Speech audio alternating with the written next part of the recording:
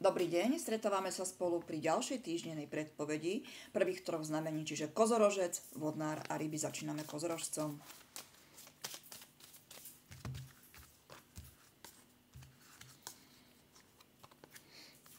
Vzťahová rovina. Je tu nejaká situácia, ktorá príde veľmi nečakane a môže mať trochu nepríjemný priebeh, ale z dlhodobého hľadiska je to pre vás dobré, áno? Máte tu strachy a obavy, čiže mohol by z toho byť duchovný pokrok alebo rast, ale zatiaľ to neviete celkom prijať. Takže tam treba niečo spracovať, prijať, vysvetliť si s partnerom, s partnerkou.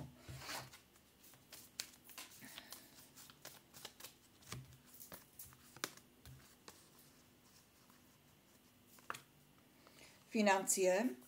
Aj napriek tomu, že ste relatívne úspešný, úspešná, áno, sú tu už nejaké prejavené úspechy naznačené, ste chorí a depresívni. Môže to taktiež signalizovať vyhasínanie. Takže pokiaľ je táto práca pre vás nejakým bremenom, alebo sa, by som povedala, tak, že sa už cítite, že vám už nemá čo dať, môže vás to veľmi vyčerpávať. Je tu duchovný pokrok hore nohami, takže tiež to naznačuje, že vám to už nemá čo dať, že vás to dáva proste dole. Alebo vás to dáva preč od vašej podstaty. Je niečo, v čom máte väčší talent.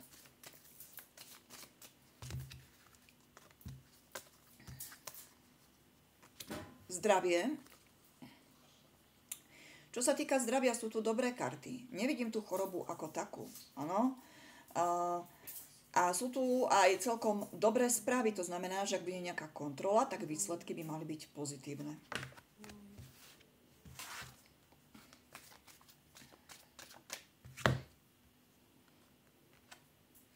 Anieličkovia hovoria nová láska. Takže môže to taktiež byť niekedy aj vzkriesenie vášne vo vzťahu, ktorý máte, hej, že proste tam znovu bude tá zamilovanosť väčšia a tak ďalej. Takže treba sa pripraviť. Vodnár, vzťahová rovina. Rozhodujete sa medzi vzťahom, v ktorom ste, a niečím novým. Nová láska. Je tu pritom šťastie, takže dobrý výsledok. Má to dobre dopadnúť. Hopľa, kartičky nám padajú.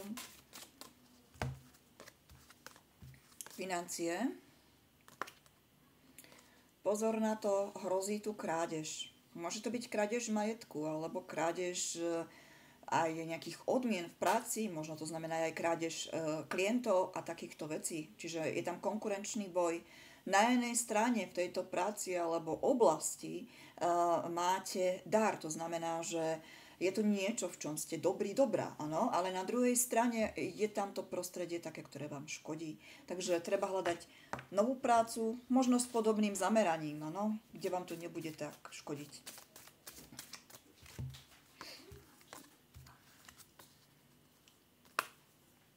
Čo sa týka zdravia ako takého, je to v poriadku, ale je tu také malé varovanie, že môže sa to už prejaviť psychosomaticky. Práve to, že ste obklopení falošnými ľuďmi, tak ako to bolo naznačené aj pri tej práci. Ano? Takže treba zmeniť proste prostredie alebo niektorými ľuďmi neužitočnými prerušiť kontakt, určiť si hranice, proste odtiaľ, potiaľ a hotovo. Ešte anieličkou som chcela. Ano. Zhmotnené prianie. Anieli hovoria zhmotnené prianie, čiže to, čo chcete, po čom túžite, sa môže stať vašou realitou. No. Posledným znamením sú ryby.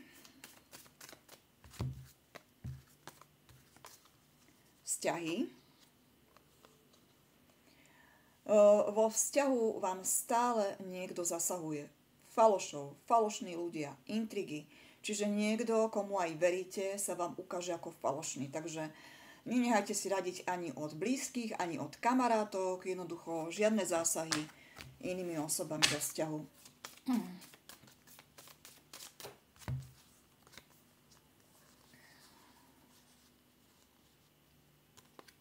Práca. Máte tu dve možnosti práci. Jednu niekde v blízkosti domova a niekde trošku ďalej. Môže to byť v zahraničí alebo iné mesto, iný kraj, áno, čiže niekde, kde dochádzate. No, pri tej diaľke je veľa faloší a intrik, takže lepšia možnosť je tá v blízkosti vašeho domova. Môže to byť aj práca na doma, hej, to môže znamenať viacero možností. Tieto intrigy, častokrát táto karta znamená aj mágiu, áno. Keď je to ukázané vo finančnej rovine, môže to označovať, že sa nejedná o kliatbu lásky, ale skôr niečo na majetku. Môže to taktiež znamenať kliatba rodu viazaná na majetok, áno. S tým sa často stretávam, že sú tam generačné problémy a že proste ešte nejaká babka, prababka, niečo, hej, z histórie a to proste sa to ťaha celým rodom. Lebo vieme, že tieto veci fungujú, čo sa týka na úrovni karmy 7 generácií. Keď ste nejaká tretia, štvrtá, tak sa vás to proste dotkne. No, takže zdravie.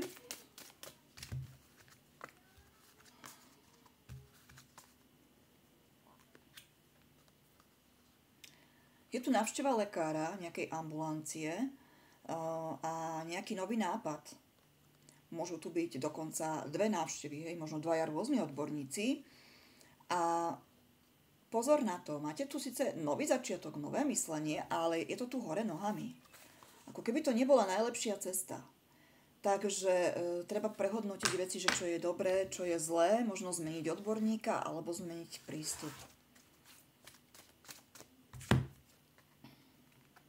Takže prístup treba zmeniť, áno. A je tu karta odpustenie, čo sa týka anielov, áno.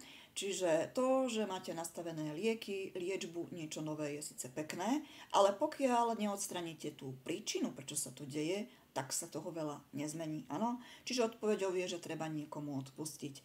Ale pozor, na to ľudia častokrát zabúdajú, treba odpustiť aj mŕtvým. Pretože pri zdraví, keď máte problém práve so zdravím, je to kľúčové. Proste niekedy sa od toho odvíja, či prežije človek, alebo nie. Dobre, majte sa krásne a veľa elanu.